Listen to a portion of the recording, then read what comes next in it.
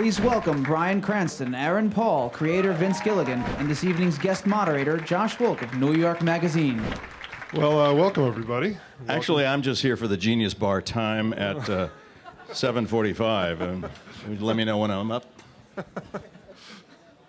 Well, I want to start talking about the show. Have the characters changed in your envisioning of them from the way you first went in this? Like, were there adjustments going in the first few episodes? I mean, how did these characters evolve more than? Was there a way that they evolved more than just the pure plot mechanics of it? I didn't foresee Jesse's character being around past the end of season 1. I still don't. Yeah, I was supposed to die. No, Jesse was supposed to die at the end of season 1 in a brutal death, and thank God Vince changed his mind. But he's yes, thank you. I love that. Look at that, Jesse's girl. I love you. I adore you. No, Jesse was supposed to die, and I had no idea about that going into the show, but shooting the first season, I think it was like the 5th or 6th episode, they were having a meeting during lunch, him and the writers, and I walk up to the table and say, I wasn't going to tell you this until the end of the season, but towards the last episode of this season, we were going to kill your character off. And I'm like, why are you telling me this? And is that still happening? But then he told me, he's like, no, we kind of changed our minds once the show got picked up, and it was like during the second episode. It was honest to God, it was meant as a compliment. It was like, I know, and I take it as a compliment. And it was, hey, guess what? We were going to kill you off, but you're so damn good. And the reason we're going to kill him off, not that we had anything against him from the get-go. It was before I even met Aaron. The idea was to kill the character off just as a in simple plot terms, it was just this engine with which to make Walt, plot-wise, feel even more guilty about this, these bad decisions he's been making with his life. So that was the only reason for it. But Aaron, of course, is so wonderful in the role that, that was it meant to be a compliment, but it kind of freaked you out a little. No, he did freak me out. And the entire second season, everyone was just messing with me. Like, you realize that, have you seen the next episode yet? I'm like, no. They're like, oh, never mind. I come up to him, give him a big hug, and say, "Man, it's been great. It's been great." What do you mean? What do you mean? What do you mean? Oh, nothing. No, it's all right. Season 2, it seemed like it couldn't possibly not have been laid out in advance, just the way it was sort of bookended with this kind of constant foreshadowing of the the stuffed animal in the pool and everything. And I'm wondering how closely, did you know your end game the whole time? Was this all worked out in advance? We knew the end game for season 2, definitely. We started off, if you've seen season 2, it starts off with this image of a teddy bear in a pool, and of course that's the image that ends this season as well. So that was really tricky to figure out. We spent, the writers and I spent the first month in the writers' room banging our heads against the wall and trying to figure out.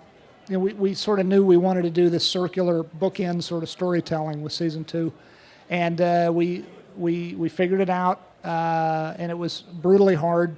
We knew how the season was going to end, but we didn't know exactly how we were going to get from point A to point Z plot-wise.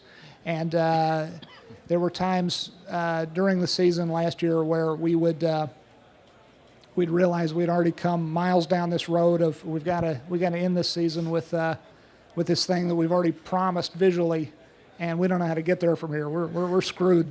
But luckily we figured it out. And now that we've done it once, I'm not sure I ever want to do it again because it was very, very hard. How sort of clued in are you guys as to where the plot is going at any given moment? Not at all. No, yeah, we're definitely kept in the dark. And I prefer it that way. Yeah. I think you would too. Yeah. I mean, it's. We totally trust him, and he's guiding the ship. And so, when we get a script, which we usually get about a week before we start shooting it, it's like opening a present. We really don't know where it's going. It's so unpredictable. And then we'll do the same thing. It's like, where are you? I'm on page 17. You're not going to believe the first 17. Oh my God. Okay, don't tell me. And we're reading it in between shooting scenes from the previous episode. It's a lot of fun. Vince, you've said that you have it's basically 4 years and out on this thing. Is that still true? No. Charlie just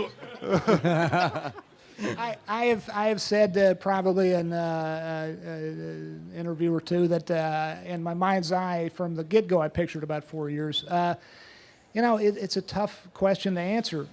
There's a lot of factors. One factor is that we don't know season by season how long we have.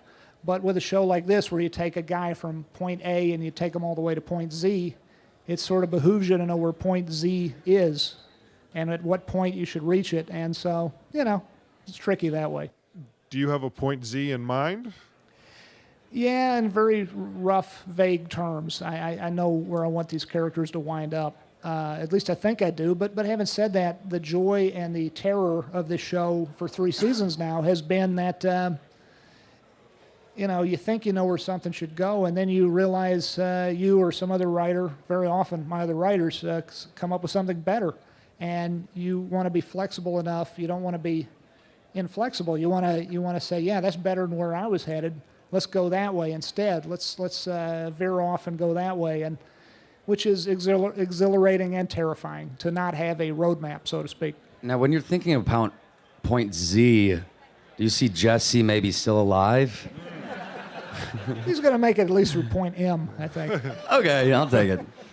But that's when he gets a spin-off. Yes. Well, before we're going to go and get some audience questions in a second, but just before we do that, I thought maybe you guys could give just a couple teasers as to, what people can look for in season 3. Like, if you just sort of talk about your characters a little bit and just... Season 1 was about the decision that Walt made and his inexperience in that world and venturing off into an area that he has no skill set for. If season 2 then explored the ramifications of that decision and all the blowback that he was receiving and confusion by that. And to me, season 3 really deals with Walt and Jesse accepting their position and who they are. So for several months in the show, I think Walt was using the excuse of doing this for his family to hide behind. And I think by now he realizes he can't hide anymore, that he is indeed capable of these despicable acts, and he is coming to grips with the type of person that he is.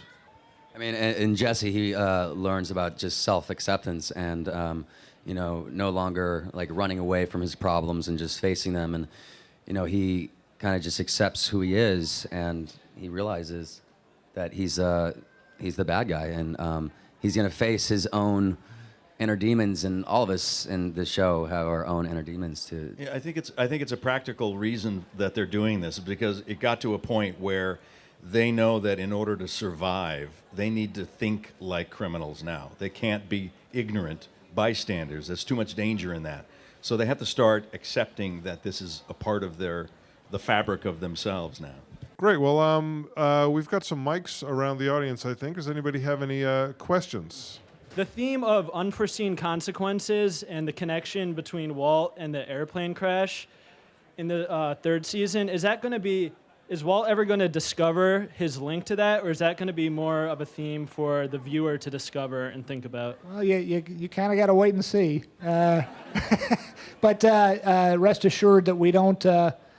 I like the way you put that, unintended consequences. And the other way I would put it is that nothing's ever forgotten on Breaking Bad. I always joke that the writers and I use every part of the buffalo, as it were. Everything that happens to these characters, big and little, in their lives thus far, we visit and revisit again. I mean, anything that Walt does, or Jesse, or Skyler, or Hank, or Marie, any of our characters, or Walt Jr., anything that happens, big or little, is fair game to be reassessed and reevaluated and just simply brought back episode after episode. And sometimes you think we've forgotten about it if you watch, but you watch long enough and boom, there it is again. These characters' past behaviors come back again and again to haunt them, because that's the way it is in real life.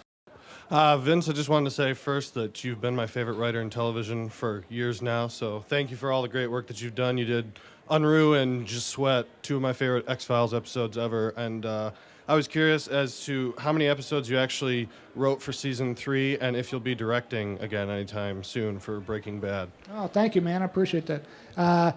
I wrote. My name is on 2 episodes. The first one starts Sunday night, and then the last one of the season. I also directed the last one, episode 13 of this season. This man, the gentleman sitting right next to me, directed episode 1. You're going to see a couple nights from now if you tune in. Did a hell of a job. It's your second episode as director. You directed this season opener and then last season's opener. And, I haven't directed since the pilot of Breaking Bad. So when I did episode 13, which we wrapped back in January, a month and a half, 2 months ago, man, I was just like whipped. That's a tough job. It was completely different than directing the pilot. At the pilot, I had 16 days to direct an hour of television. And on our show, we shoot Breaking Bad in 8 days flat. And man, it is rough. It's like I had my ass handed to me, man. It was humbling. But our wonderful director of photography runs a tight ship and makes it doable in 8 days. And yeah, that's the answer to that, I guess. Thank you, man. All right. Well, thank you very much. Thank you to all you guys. Thank you for coming.